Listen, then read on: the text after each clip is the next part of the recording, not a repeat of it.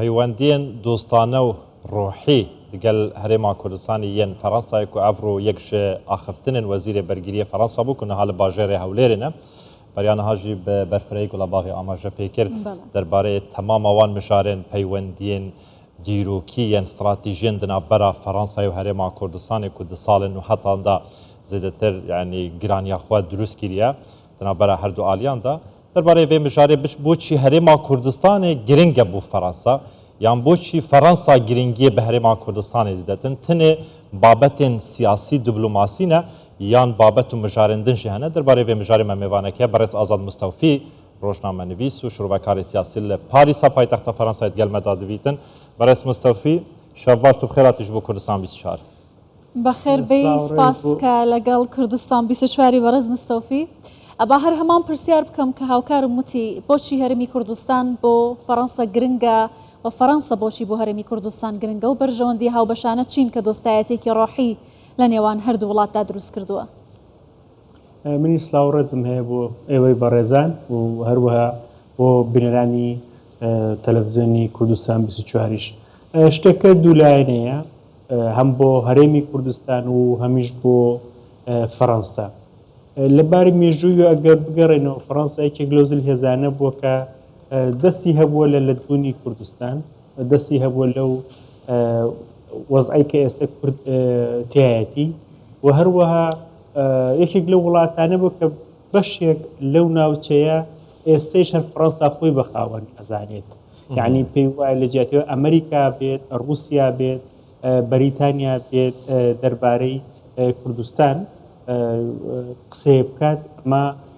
حەقی فەڕەنسایەکە لەم بابەتەوە بێ قسە بکات لەباری دیبلۆماسیش و کوردیش ئەمە زۆر کە باسی بکەین چونکە زۆر جار ئێمە بە ڕوانگەی نەرێنی و بۆ بابەتەکە ئەڵێن ئۆکەی فەڕەنسا هاتووە لەگەڵ هەنێزر هێزی تر کوردی تووشی ئەم پرۆژە کردووە بەڵام کوردیش ئێستا لەباری دیبلۆماسی لەباری حکوومەتداری لەباری سیاسی و پێگەی خۆی و ناوچەکە گەیشتە ئاستێک کە ئیتر دێت خۆی ئەنوێنێت ئەڵێ من ئێرە موجودم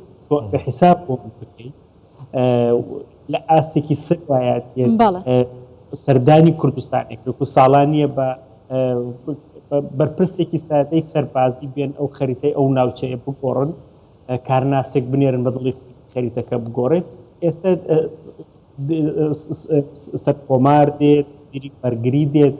ئەی لایەنەکە باش کە پێویستیان بە یەکترێت لە شەڕی داعشە بەڵێ بەڕێز مستەوفی ئەمەشت بە قسەیەکت کرد کە وتت فەڕەنسا حاڵی حاضریش خۆی بە خاوەنی ئەم ناوچەیە دەزانێتن کەواتە فەڕەنسا تاکوێ لەگەر هەرێمی کوردستان دەبێتن یان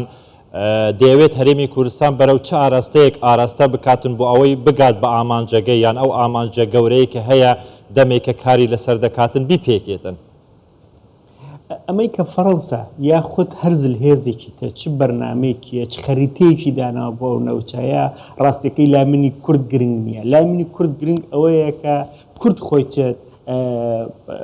ئاسۆیەکی بۆ خۆی دیاری کردوە کورد خۆی ئەوێت چی بکات لەم بابەتەیە ئەمە زۆر گرنگە ئێمە لە مێژووە بینیمانەکە بەدایان جار بەرژەوەندیەکان گۆڕاون بەڵام مقاومەی کورد بەرخۆدانی کورد خەباتی کورد بووە کە ئەم زل هێزانی دووبارە هێناوەتەوە سەر خەت کە بێ ئیعترافکەن بە بوونی کورد ئەمە زۆر گرنگ خاڵەمان ئەبێ لە بەرچاوێت بەڵ فەرموون بەڵێ باشە پێتان وایە هەرێمی کوردستان توانوێتی ئەو متمانەیە لە ئاستی نێودوڵەتیدا لەلایەن دۆستەکانیەوە بەدەست بهێنێت بۆ نمونە فەڕەنسا کە مێژوویەکی دوور و درێژی لەگەڵی هەیە ئێستا لەگەڵ ئەو گۆڕانکاریانەیە کە لە ناوچەکەدا ڕوو دەدات ئەم پەیوەندیانە لە چه ئاستێکدا دەبینن پەیوەندیەکان زۆر گرنگە پەیوەندیەکان زۆر تەواوە لە سیاسەتی نێودوڵەتیە ئێمە بەشێکمان هەیە بە ناوی سەرمایە گوزاری ئەڵێ تۆ وڵاتێک ئەتوانی بڵێ ئەمە بەڕێک و پێکی بەڕێوە چووە ئەمە خاوەنی سیادەتی خۆیەتی ئەمە توانیوتی لەباری دیبلۆماسی و سەرکەوتو بێت کە سەرمایە گوزاری بۆ لای خۆی ڕاکێشە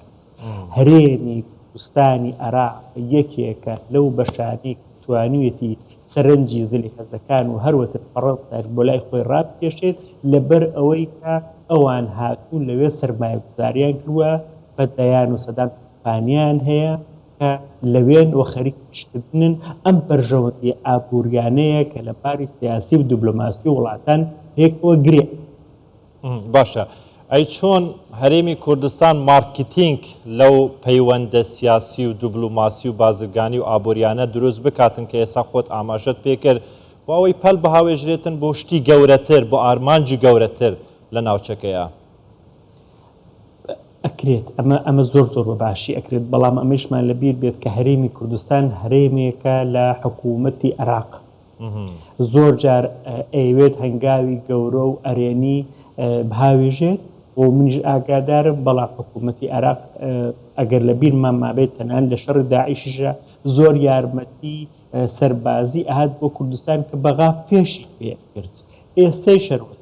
ئێستەیش بەغا یەکێکە لەو کۆسپانی بۆ ئەوەی کە نایەوێت هەرێمی کوردستان لە بواری بزنسەوە لە باری مارکتینگەوە کە بەڕێستان باستان کرد هەنگاوی گەورە پێشێت. هەر ئێستام هەرێمی کوردستانی کە هەیە بۆ توانیتی سەرنجی ئەم بۆ لای خۆی ڕابکێشێت، ئەمە خۆی هەنگاویش زۆر گەورە بڕوانیانی زیری بەرگری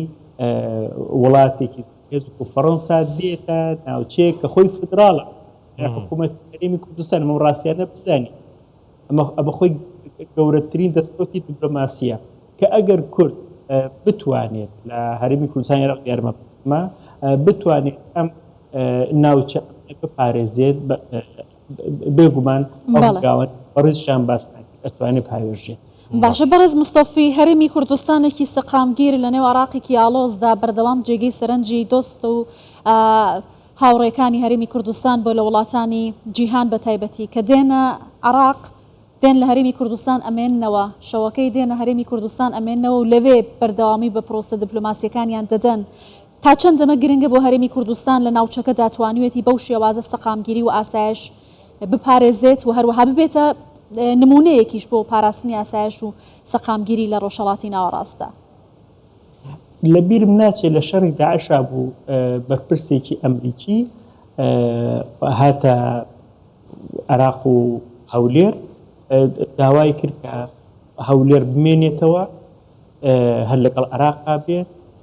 عێراق زۆر وەسفی عێراقی کرد بەڵام شەوەکەی ترسا لە بەغا بکەوێت هەر لە هەولێر خەوت. زانی ئەمە زۆر گرت کە کورد توانیوێتی لە عێراق ناوچەیەکی ئەمن بۆ خۆی دروست بکات. ئەگەر ئەم یەک ڕێزی ماڵی کوردە ڕێگە بدات بێگومان ئەم ئەمنەی کە ئەمنیەتی و ئاسایشەی ئەم پەناهەیە کە ئێستا لە هەرێمی کوردستان هەیە بۆ سەرمایه‌گوزاری بیانی ئەتوانێت سەرنجی زۆر گەورەتری بەدوام بێت و ئەم هاوپەیمانیەتیان هەر درێژێ هەبێت چونکو لە دیبلۆماسی شتێکمان بەناوی دۆستایەتی و ڕۆح و ئەمانە نیە بەرژەوەندیەکە وڵاتان بێ نزیک بکاتەوە. ئەم ئاراستەی کە ئێستا هەیە درێژەی کە بێت بێگومان هاوپەیمانیەکانی درێژێ. زۆر سپاس بەڕێز ئازاد مستەوفی ڕۆژنامەنووس و شرۆڤەکاری سیاسی لە پاریسەوە لەگەڵ کوردستان 24 بووی. سپاس. شەو باش.